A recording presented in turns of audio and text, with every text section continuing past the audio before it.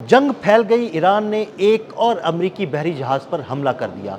ये हमला किस मुल्क में किया गया, इस जहाज़ की क्या सूरत हाल है और ये हमला क्यों किया गया? आमिर साहब मेरे साथ मुझे उनसे बात करते हैं। आमिर भाई, ईरान तो किसी को छोड़ ही नहीं रहा, एक और अमरीकी बहरी जहाज़ पर उसने हमला कर दिया। जी बिल्कुल, ये बहरीन के साहल पर मौजूद था अमरीकी जहाज़ और इस बात की तस्दीक भी हो गई है कि ये जहाज़ जो था वो अमेरिका के ज़ेर इस्तेमाल था, सही। इसीलिए इसको निशाना बनाया गया है। गो के जो इजरायली अखबारात हैं वो ये कह रहे हैं कि इस पर मिज़ाइल नहीं लगा, मिज़ाइल के टुकड़े लगे हैं।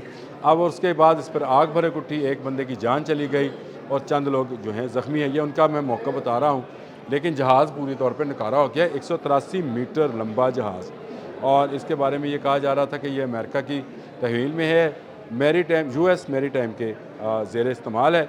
और इस जहाज़ को जो है कामयाबी से पासदारान इनकलाब ने निशाना बना लिया है। इसके बाद जो है बहरीन में इस वक्त कहा जा रहा है कि धुएँ के बादल उठते देखे जा रहे हैं। जब मैं टाइम्स ऑफ इसराइल को मुताला कर रहा था तो उसमें एक ट्वीट मौजूद था, जिस ट्वीट के अंदर एक अफ्रीकी शहरी ने धुएं के उठते हुए बादल जो हैं जी बिल्कुल। वो सलमान मनामा जो है सलमान मनामा जो है, ये बंदरगाह के करीब का इलाका है, मेरी नज़र से भी वो ट्वीट गुजरा है जी।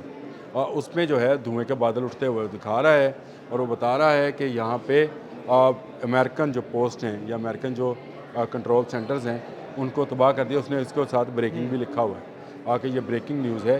तो बहरीन पर इस वक्त जो है ईरान यानी पूरे तौर पर ईरान के देखिए ज़ेर ताब बहरीन नहीं है, असल में तो अमेरिका है, सारा अमेरिका है, की वजह से। क्योंकि जहाज़ जो कल अब मैंने पुलाव वाला जहाज़ जो था हाँ जी। उसका भी मैंने बताया था आपको खुलासा करके, वो अमरीकी ज़ेर इस्तेमाल था। आज जो जहाज़ जो है जिसको निशाना बनाया गया है ये भी अमरीकी ज़ेर इस्तेमाल जहाज़ है। तो इसका मतलब ये है कि ईरान के पास तमाम तर तफसीलात हैं कि कौन कौन सा जहाज़ जो है वो US से ऑपरेटेड है और कौन कौन सा जहाज़ जो है US से ऑपरेट करके उसको इस जंग में इस्तेमाल कर रहा है। ये अभी देखें बहरीन जो है वो इस बात की तस्दीक कर रहे हैं कि उन पर हमला हुआ है और वो ये कह रहे हैं कि अमेरिकन जहाज़ जो है उसको नुकसान पहुंचा है और पहला बहरीनी शहरी जो है वो मारा गया है। इस बात की भी वो तस्दीक कर रहे हैं। तो इसका मतलब है कि जहाज़ पर हमला भी होना तस्दीक शुदा है, लेकिन अब ये इजरायली प्रोपेगेंडा है कि ये मिज़ाइल के टुकड़े लगे हैं जिससे जहाज़ तबाह हुआ। तो 183 मीटर एक बंदा मारा गया तो टुकड़े नहीं लगे होंगे, फिर मिसाइल ही लगा होगा। नहीं, मारे जाने को छोड़े भाई, जो उस जहाज़ पर बाकायदा आग लगी। हाँ जी। और वो अब नकारा हो गया जहाज़। तो इसका मतलब है कि उसने एक देखिए 183 मीटर लंबा जहाज़, आप ज़रा अंदाज़ा तो करें कितने कितने फिट बनते हैं वो ये। 100 मीटर की रेस होती है ना, आप आराम से 100 मीटर की 100 रेस मीटर एक की दफ़ा जा रेस सकते हैं, एक दफ़ा आ सकते हैं, तो 183 183 मीटर जो है लंबा जहाज़ था जिसको ये मिज़ाइल लगा है। और मिज़ाइल लगने के बाद वहाँ आग भड़की है, कुछ लोग ज़ख्मी हुए हैं, एक शख्स अपनी जान से गया है। ये सारी तफसीलात वो हैं जो कि इनका मीडिया दे रहा है। अभी ईरानी पासदारान जो हैं उनकी तरफ से तस्दीक आना बाकी है। और मैं आपको बता दूँ जितने लोग इन हमलों में अमरीकी या अमरीकी शहरी या इसराइली यहूदी शहरी हैं ये हलाक हो रहे हैं, इसकी खबर बाहर नहीं आने दी जा रही है। अभी तो आमिर भाई हाँ, ये बात ठीक है, लेकिन एकदम ताबूत बाहर आएंगे आमिर भाई। देखो तबूत आपको देना पड़ेंगे।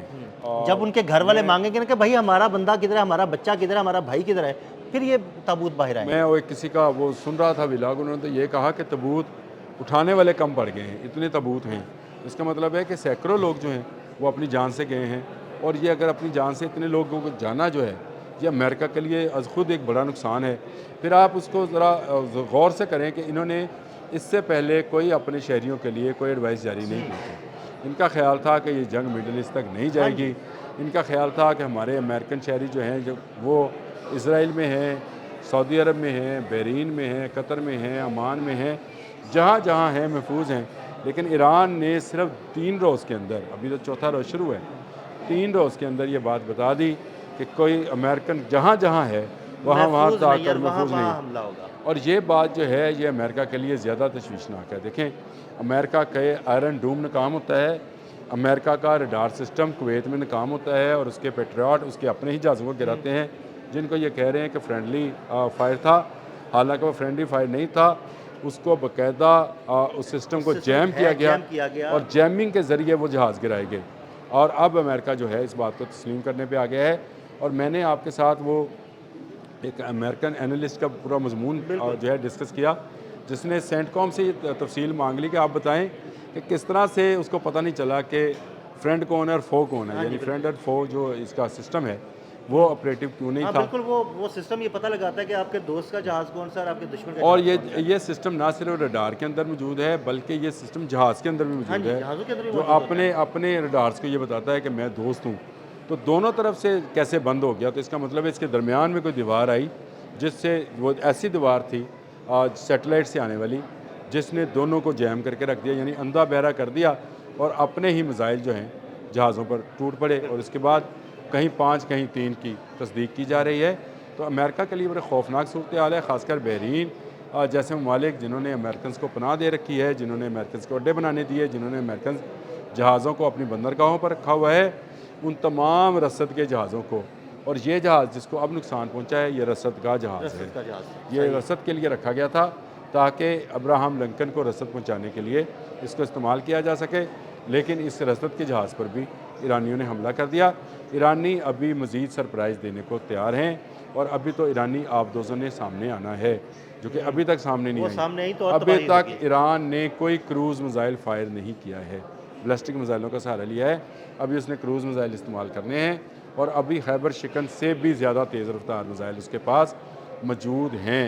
अभी उसने आमिर भाई वो आराम आराम से थोड़ा थोड़ा करके अपना सरप्राइज बॉक्स खोल रहा है। देखिए, पहली बात तो सरप्राइज बॉक्स भी आराम से खोल रहा है, दूसरा जंग की हिकमत अमली के हाँ जी। मुताबिक जैसे जैसे दुश्मन वार कर रहा है वैसा वैसा वो उसको जवाब दे रहा है। जहाँ जहाँ से वार किया जा रहा है वहीं वहीं पर जवाब दिया जा रहा है, और चाहे वो कुवैत है, चाहे वो इराक है, चाहे वो बहरीन है, चाहे ओमान है, चाहे वो सऊदी अरब है, पूरे मिडल ईस्ट के अंदर जहाँ जहाँ से ईरान के ख़िलाफ़ कोई साजिश या हमला किया जा रहा है, वहाँ वहाँ पर ईरान ताक ताक का निशाने लगा रहा है, और इसके निशानों की इसके निशानों की जो जद है वो अमरीकी बहरी बेड़ा है, और अमरीकी बहरी बेड़े को अब कोई बचा नहीं पाएगा। मैं आपको बता दूं कि ये ईरानी, आप आज या कल में ये ख़बर सुन लेंगे कि अमरीकी बहरी बेड़े को भी बड़ा नुकसान पहुंचने जा रहा है, क्योंकि ईरानी इसकी मुकम्मल प्लानिंग कर चुके हैं। वो इस इंतज़ार में है कि जैसे ही अमेरिका कोई गलत कदम उठाए तो इसके भी तमाम रडार जो हैं जैम किए जाएँ, और उसके बाद इस पर ऐसे टारपीडोज़ छोड़ दिए जाएँ जिनको जो स्टेल्थ टेक्नोलॉजी के हामिल हों, और बहुत गहराई से इसको निशाना बनाएं। ये मंज़र भी आप आने वाले दिनों में देखेंगे। अगर अमेरिका अपनी रट से बाज ना आया, वो अपनी ज़िद से बाज ना आया, तो ईरान के हाथों बड़ी बुरी तरह पिटेगा, और ये पूरी दुनिया जो है इसका तमाशा देखेगी। और ख़ासकर 2 मुल्क बड़े ज़ोर शोर से ये तमाशा देखने के लिए बेचैन है, एक रशिया, दूसरा चीन। बहुत शुक्रिया आमिर भाई ने बहरीन पर होने वाले ताज़ा हमलों की सूरत हाल से आपको आगाह किया। अदील अहमद और आमिर रज़ा को इजाज़त दीजिएगा। अल्लाह हाफ़िज़।